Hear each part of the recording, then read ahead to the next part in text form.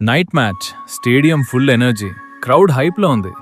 MI bowlers రెడీగా ఉన్నారు, కానీ కేకేఆర్ బ్యాట్స్మెన్ ఫుల్ అటాక్ మోడ్లో ఎంట్రీ ఇచ్చారు. స్టార్టింగ్లో కేకేఆర్ ఓపెనర్స్ అజింక్య రహానే మరియు ఫిన్ ఆలన్ స్లోగా స్టార్ట్ చేశారు. MI bowlers perfect line and length maintain చేశారు, టైట్గా బౌలింగ్ చేశారు. కానీ ఒక్క బౌండరీ పడగానే మ్యాచ్ టోన్ మొత్తం చేంజ్ అయింది. ఫిన్ ఆలన్ అటాక్ మోడ్లోకి వెళ్ళాడు. ఫాస్ట్గా రన్ స్కోర్ చేస్తూ 35 రన్స్ చేసి శార్దుల్ ఠాకూర్ బౌలింగ్లో అవుట్ అయ్యాడు. అప్పుడు క్యామరాన్ గ్రీన్ క్రీస్లోకి వచ్చాడు. స్కోర్ని బిల్డ్ చేయడానికి ట్రై చేశాడు, కానీ ఎక్కువసేపు నిలబడలేదు. అతను కూడా శార్దుల్ బౌలింగ్లో అవుట్ అయ్యాడు.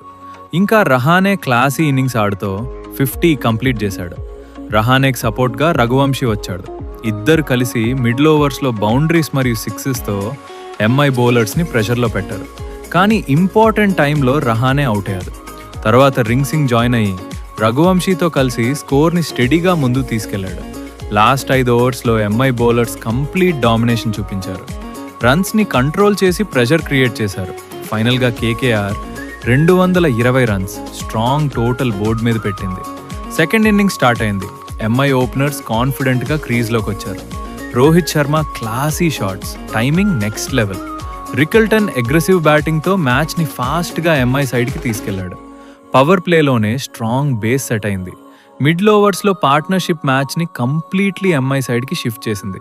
కేకేఆర్ బౌలర్స్ చాలా ట్రై చేశారు ప్రెషర్ క్రియేట్ చేయడానికి, కానీ ఎంఐ బ్యాట్స్మెన్ ఛాన్స్ ఇవ్వలేదు. నరాయణ్ స్పిన్తో కంట్రోల్ చేయడానికి ట్రై చేశాడు, కానీ అది కూడా వర్క్ అవ్వలేదు. అటాకింగ్ మోడ్లో ఉన్న ఎంఐ బ్యాట్స్మెన్ వల్ల బౌలర్స్కి ఆప్షన్స్ తగ్గిపోయాయి.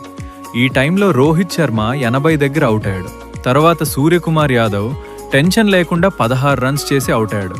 హార్దిక్ పాండ్యా మరియు తిలక్ వర్మ మధ్య క్రూషియల్ పార్ట్నర్షిప్ వచ్చింది. తిలక్ కూడా తర్వాత అవుట్ అయ్యాడు. ఫైనల్లీ నమన్ దీర్ఘంగా వచ్చి మ్యాచ్ని ఫినిష్ చేశాడు.